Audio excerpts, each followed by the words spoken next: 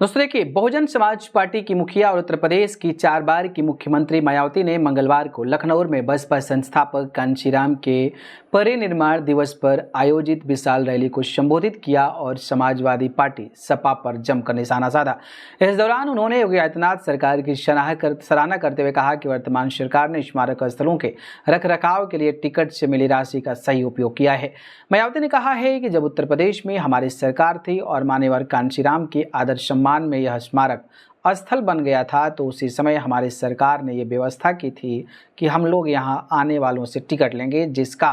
पैसा लखनऊ में बनाए गए स्मारक और पार्कों के रखरखाव में इस्तेमाल किया जाएगा। लेकिन दुख की बात यह है कि वर्तमान भाजपा की सरकार से पहले यहाँ सपा की सरकार थी, तो सपा सरकार ने उस टिकट के पैसे को दबा कर रखा। मायावती ने आगे कहा कि सपा सरकार ने एक पैसा खर्च नहीं किया, इनके रखरखाव पर हालत बहुत जर्जर हो गई थी। स्थलों की ये ही नहीं है और पार्क और स्थल थे जिनकी हालत बड़ी खराब हो गई थी। तब मैंने यूपी के मुख्यमंत्री को कहा कि लिखित चिट्ठी के जरिए कि उनसे रिक्वेस्ट की कि हमने उनसे देखने वालों का पैसा इस पर खर्च करने को कहा, तो यूपी सरकार ने इस मामले को दिखवाया। उसके बाद उन्होंने हमें कमिट किया कि जो भी पैसा आया है टिकटों का, उसे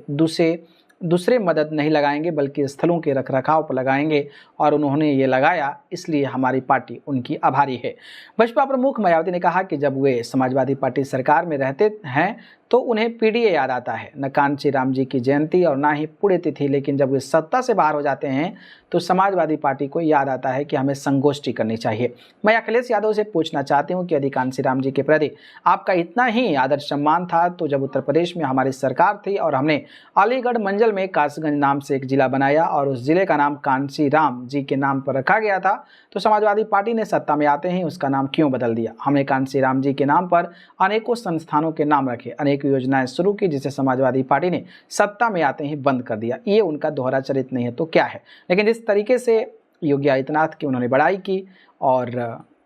योगी आदित्यनाथ के साथ साथ जो अखिलेश यादव हैं उनको लेकर जिस तरीके से विरोध जताया, उस पर आपकी राय क्या है और ये किस तरीके का संदेश देता है, इस पर भी अपनी राय बताइए।